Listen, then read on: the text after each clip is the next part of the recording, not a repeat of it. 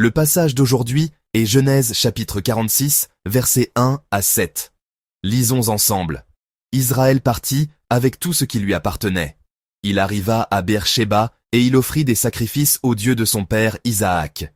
Dieu parla à Israël dans une vision pendant la nuit, et il dit « Jacob, Jacob !» Israël répondit « Me voici !» Et Dieu dit « Je suis le Dieu de ton père. Ne crains point de descendre en Égypte, car là je te ferai devenir une grande nation. Moi-même, je descendrai avec toi en Égypte, et moi-même, je t'en ferai remonter, et Joseph te fermera les yeux. » Jacob quitta Beer-Shéba, et les fils d'Israël mirent Jacob, leur père, avec leurs enfants et leurs femmes, sur les chars que Pharaon avait envoyés pour les transporter. Ils prirent aussi leurs troupeaux, et les biens qu'ils avaient acquis dans le pays de Canaan. Et Jacob se rendit en Égypte, avec toute sa famille. Il emmena avec lui en Égypte ses fils et les fils de ses fils, ses filles et les filles de ses fils, et toute sa famille. Amen.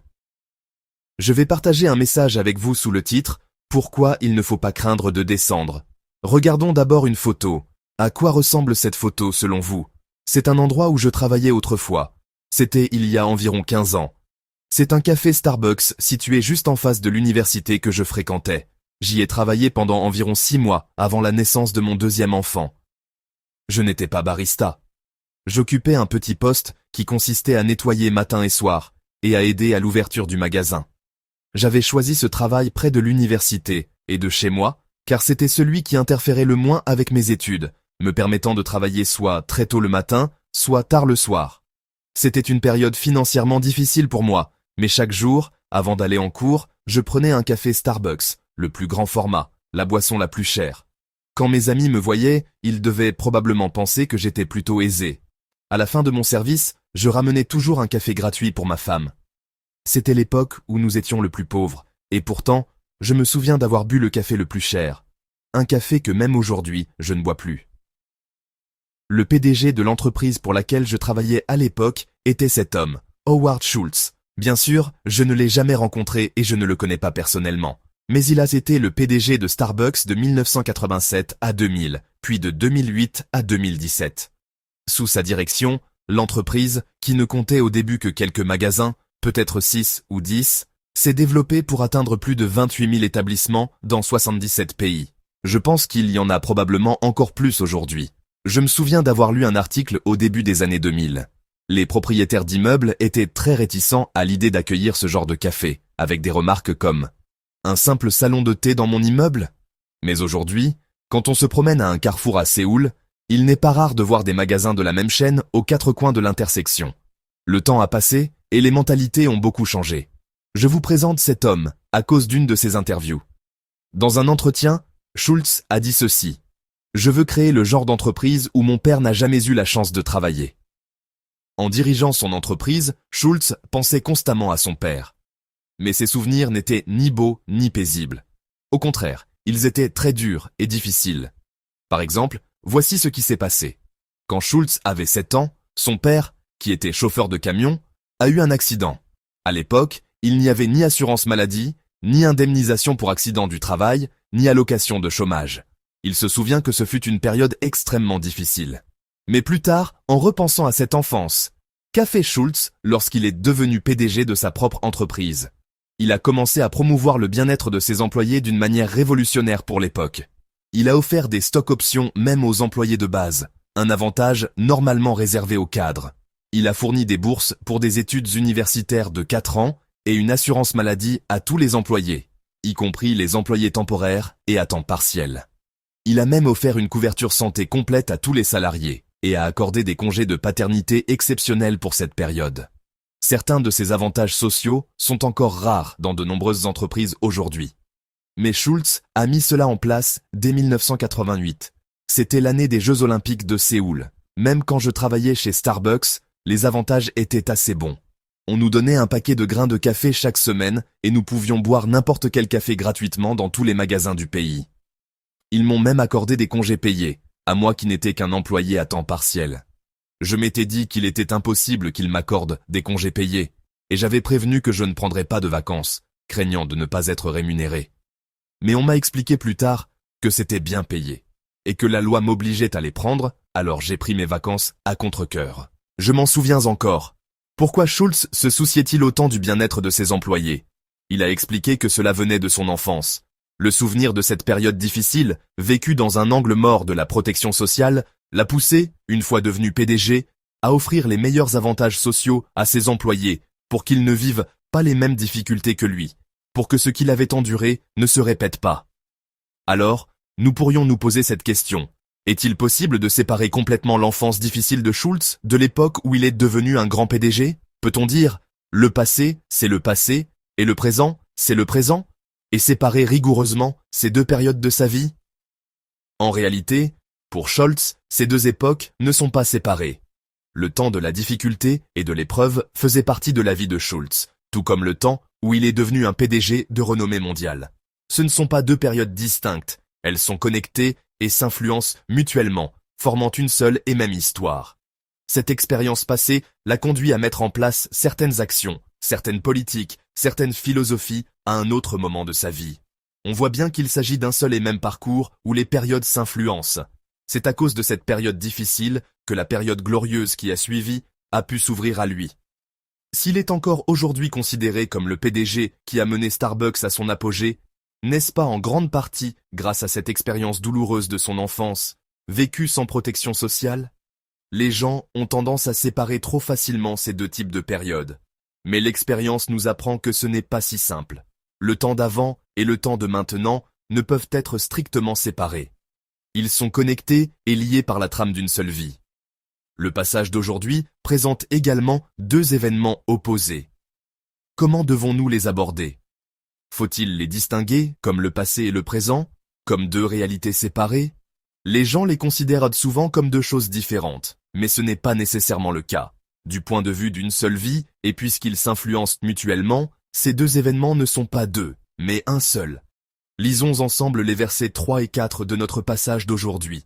Lisons ensemble. Et Dieu dit, « Je suis le Dieu de ton père. Ne crains point de descendre en Égypte, car là je te ferai devenir une grande nation. Moi-même je descendrai avec toi en Égypte, et moi-même je t'en ferai remonter, et Joseph te fermera les yeux. » Amen. Ici, dans les versets 3 et 4, sont présentés deux événements différents et opposés. L'acte de descendre et celui de remonter. Dieu annonce à l'avance que dans la vie de Jacob, il y aura une descente et une remontée. Face à cette perspective, Dieu exhorte d'abord Jacob en disant « Ne crains point de descendre ». À Jacob, qui doit à nouveau quitter un lieu familier pour se diriger vers un lieu inconnu, Dieu dit « Ne crains pas ». Et ce qu'il ne faut pas craindre, c'est la première de ces deux étapes, la descente. Dieu ne parle pas de cet événement comme d'un simple déplacement ou d'une migration. Dieu le qualifie de descente.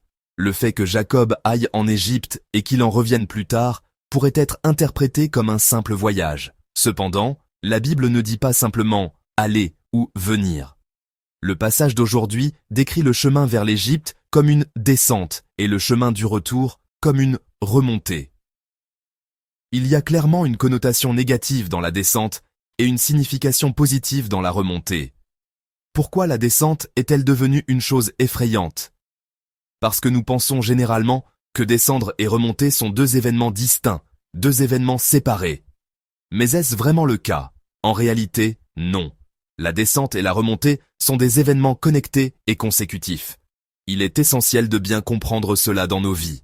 Descendre et remonter, du point de vue d'une seule vie, ne sont pas séparés, mais liés, formant un seul événement continu. C'est parce qu'on est descendu qu'on peut remonter. Une personne qui n'est pas descendue ne peut pas non plus remonter. Il n'y a pas de vie faite uniquement de montée, et il n'y a pas de vie faite uniquement de descente. Nos vies descendent et remontent, et ces montées et ces descentes s'entremêlent pour former le parcours de notre existence.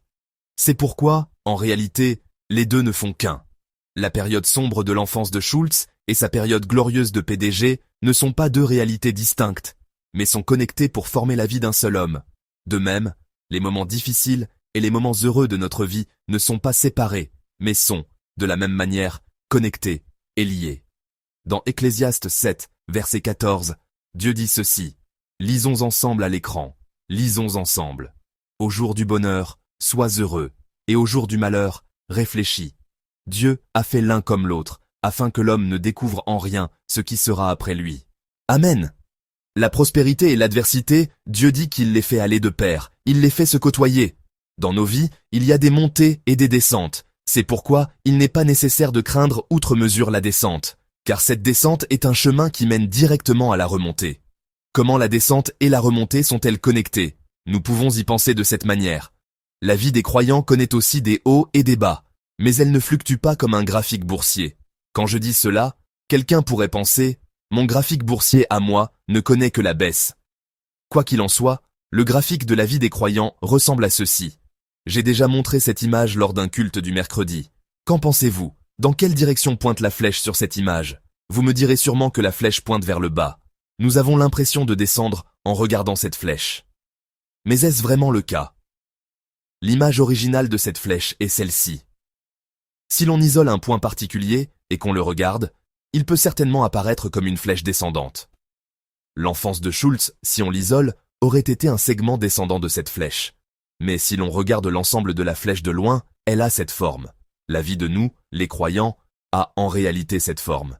Si l'on regarde de près, en se concentrant sur une seule partie, on peut avoir l'impression que notre vie est sur une pente descendante. C'est pourquoi cela peut sembler effrayant, angoissant et négatif. Mais si l'on regarde notre vie avec un peu de recul, la perspective est bien différente. La descente est immédiatement suivie par la montée. Le fait qu'elles soient liées signifie qu'elles ne sont pas deux choses différentes, mais une seule. Et parce qu'elles ne font qu'un, il est difficile de dire que la partie descendante ne fait que descendre.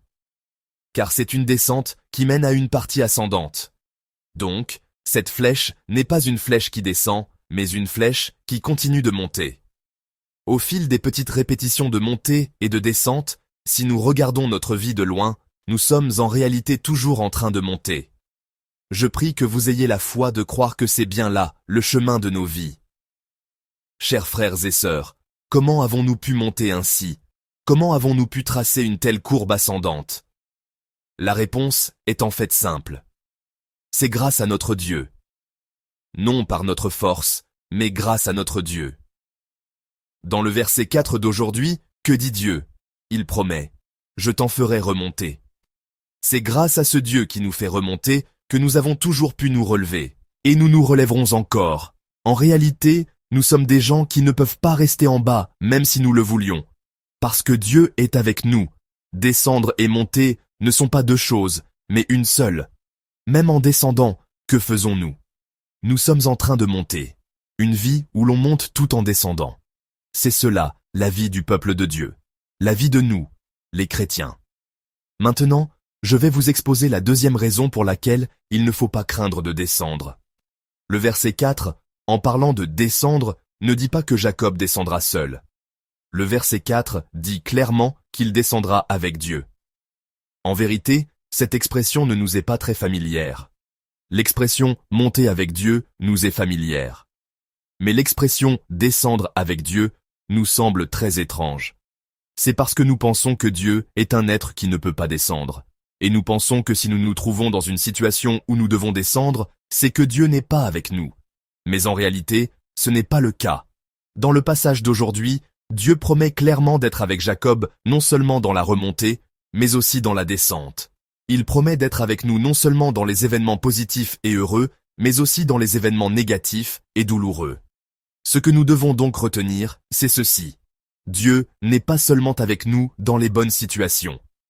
Dans les situations négatives ou difficiles, notre Seigneur est toujours, constamment avec nous. Dieu est toujours et invariablement avec nous. Le croyez-vous? Alors, nous n'avons pas besoin de craindre de descendre. Parce que Dieu est avec nous, même lorsque nous descendons. Il y a un point supplémentaire à examiner concernant la descente de Dieu.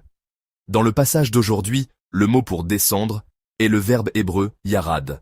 Bien que ce verbe soit très courant dans l'Ancien Testament, un verset dans le livre de l'Exode revêt une signification particulière. C'est Exode 3, verset 8. Lisons-le ensemble à l'écran. Lisons ensemble. Je suis descendu pour le délivrer de la main des Égyptiens, et pour le faire monter de ce pays dans un bon et vaste pays, dans un pays où coule le lait et le miel, dans les lieux qu'habitent les Cananéens, les Héthiens, les Amoréens, les Phéréziens, les Éviens et les Jébusiens. Amen. Ici aussi, Dieu dit qu'il va descendre, Une expression qui ne nous est pas familière et qui ne semble pas convenir à Dieu est utilisée à nouveau. Pour Israël, qui souffrait sous l'oppression des Égyptiens, qu'a décidé Dieu? Il a proclamé « Je descendrai, au cœur de leur vie, sur le lieu de leur souffrance. » Pourquoi Dieu a-t-il fait quelque chose qui ne semble pas lui convenir, quelque chose d'inhabituel pour lui? Si Dieu a agi ainsi, c'est entièrement pour nous. Pour nous, Dieu ne refuse pas de faire des choses qui ne semblent pas lui convenir. Dieu est celui qui descend directement sur le terrain de nos vies. Dieu n'est pas quelqu'un qui se tient à distance et se contente de donner des ordres. Il ne se contente pas de donner des instructions. Dieu vient là où nous souffrons. Dieu vient sur le lieu même où nous versons des larmes et il est avec nous. C'est une caractéristique et un attribut essentiel de notre Dieu. Y a-t-il parmi vous quelqu'un qui a l'impression de traverser un tunnel sombre en ce moment? Y a-t-il quelqu'un qui a l'impression d'être descendu dans une vallée de larmes? Les ténèbres ou les larmes peuvent te sembler être des lieux qui ne conviennent pas à Dieu. Mais Dieu est volontiers présent dans ces ténèbres, dans ces larmes, dans ce lieu qui ne lui sied pas. Il le fait pour nous. Pour nous, il accomplit volontiers cet acte qui semble indigne de lui. Chers frères et sœurs, souvenez-vous que vous n'êtes pas seuls. Dieu ne nous laisse pas descendre seuls en Égypte. Dieu dit « Je descendrai avec toi en Égypte ». C'est pourquoi ce lieu, ici et maintenant, est le lieu où nous marchons avec Dieu. Même si ce n'est pas un lieu de montée, même si c'est un lieu de descente, humble et misérable, notre Seigneur est celui qui est volontiers avec nous, à cet endroit. Chers frères et sœurs, en réalité, le Dieu qui descend ne nous est pas du tout étranger. Nous connaissons déjà très bien le Dieu qui descend volontiers vers nous, pour notre bien. Parce que notre Seigneur, notre Jésus, a agi ainsi. Notre Jésus a quitté la gloire du ciel, a franchi le large et profond fossé entre le Créateur et la créature, a pris un corps humain et est venu parmi nous. Il est venu parmi nous, a vécu et ressenti tout ce que nous vivons et ressentons. Ainsi, le Seigneur s'est fait un avec nous. Par cela, notre Seigneur veut nous dire ce matin, « Tu n'es pas seul. Tu es avec moi. » Chers frères et sœurs, la raison pour laquelle le chemin de la descente n'est pas effrayant, c'est parce que ce chemin mène à celui de la montée. Personne ne fait que descendre, et personne ne fait que monter. À Jacob qui descend, Dieu promet déjà la remontée. Il lui annonce que sa vie ne se terminera pas par une descente, mais qu'il passera simplement par ce chemin descendant pour remonter et qu'il le guidera sur ce chemin. Notre vie est ainsi. On a parfois l'impression de descendre, mais ce chemin mène à la montée. Un chemin qui monte peut parfois ressembler à une descente, mais en réalité, c'est une ascension. Je prie que vous vous en souveniez toujours, au nom du Seigneur. De plus, le chemin de la descente n'est pas effrayant, parce que notre Dieu est avec nous. Notre Dieu descend avec nous. Même si nous sommes sur une pente descendante, nous pouvons remonter parce que nous descendons avec notre Dieu. Dans les moments difficiles et épuisants de la vie, notre Dieu est toujours avec nous. Même si l'on a l'impression de descendre, nous ne sommes jamais seuls. Dieu est sur ce chemin, et il est toujours avec nous, maintenant, et il transformera cette descente en montée. De près, si l'on se concentre sur une seule partie, cela peut sembler aller vers le bas, mais de loin, notre vie continue de progresser. La descente des croyants n'est qu'une étape pour monter. Souvenez-vous de cela, et même si vous êtes en train de descendre, même si vous vous sentez frustré et épuisé, n'oubliez pas que notre Dieu est avec nous sur le terrain de cette vie âpre et intense. Vivez alors une vie qui s'élève. Que tous les membres vivent ainsi, je vous bénis au nom du Seigneur. Pensons à la parole que nous avons reçue et prions ensemble. Y a-t-il quelqu'un qui se trouve à un point de sa vie qu'il considère comme une pente descendante? Dieu est toujours avec vous. N'oublions pas Dieu, regardons vers lui, espérons la remontée et vivons une vie de prière. Ce lieu, ici et maintenant, est le lieu où nous sommes avec notre Dieu. Permets-nous de ressentir ta présence et de faire l'expérience de ton amour. Prions ensemble, prions. Dieu d'amour, merci de nous avoir permis à tous d'entendre ce matin la voix du Seigneur qui dit « Ne crains point de descendre ». Aide-nous à ne pas craindre de descendre, à ne pas oublier que ce chemin est celui qui monte, et à vivre en croyant et en nous appuyant sur le Dieu qui nous promet « Je serai avec toi » sur ce chemin de descente. Fais de nous des personnes qui vivent ainsi. Seigneur notre Dieu, qui nous accompagne jusqu'aux lieux les plus bas et les plus humbles, et qui nous conduit vers les hauteurs, nous te prions ardemment au nom de notre Seigneur Jésus-Christ. Amen.